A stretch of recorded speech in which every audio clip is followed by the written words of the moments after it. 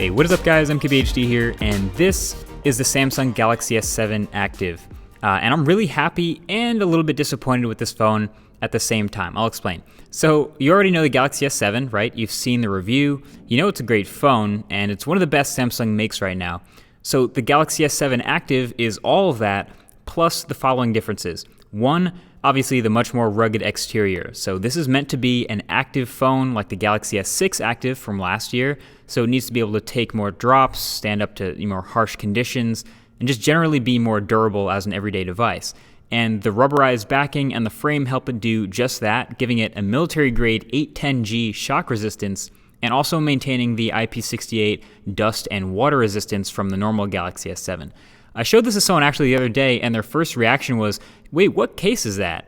And it's kind of funny, it kind of looks like a thinner phone wearing a case, but that's essentially what it is. It's a rubber rim that hangs around the front a little bit to protect the screen when it's face down, and it beefs up the corners where most impacts happen if you were to drop it. So it's basically like having a really good case on the phone at all times. It's not the prettiest thing in the world, but it's definitely functional. Now, Samsung is also saying the display is shatterproof. Not sure if I buy all that. I mean, it is still Gorilla Glass 4, but it should be a bit harder to shatter or crack from a normal drop, especially with the rubberized corners.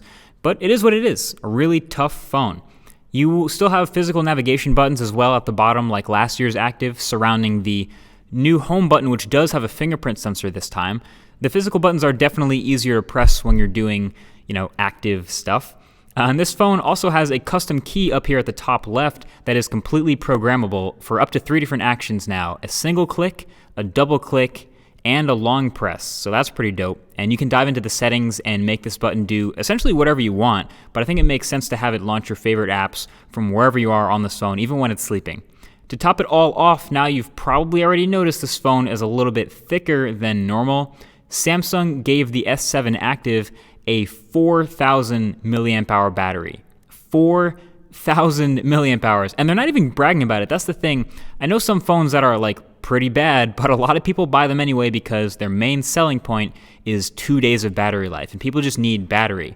This phone has 400 milliamp hour larger cell than the Galaxy S7 Edge that already lasts me all day and got great marks for the battery in its review. So all other things held constant, this is looking like it's going to be a power-sipping endurance champion. And then everything else about this phone is what we already know and love about the Galaxy S7. So, best display in any smartphone, the Quad HD 5.1-inch Super AMOLED, it's back. One of the best, if not the best, cameras in any smartphone also, the 12-megapixel sensor with f1.7 glass and optical image stabilization, that's back. The top-notch specs, plenty of RAM, Android 6.0 Marshmallow. The speaker's still not that good, and it's still skinned Android, so you probably already know if you like the software experience or not, since it's the same as the Galaxy S7, but now it's just built like a tank. And not everyone can do pretty and dainty. The all-glass Galaxy S7 is honestly one of the most fragile phones out there because of that material, so this is a big contrast to that. So honestly, the biggest problem with this phone, and the reason why I said I was a little disappointed with it in the first place, is that it's an AT&T exclusive. It's only on just one carrier in the US only. Now, Samsung, this is a flagship. This is better in a lot of ways than your current flagship, the best phone you make in the Galaxy S7. So this could be the best phone you make right now. But now a lot of people will never find that out because it's limited to just one carrier in one region.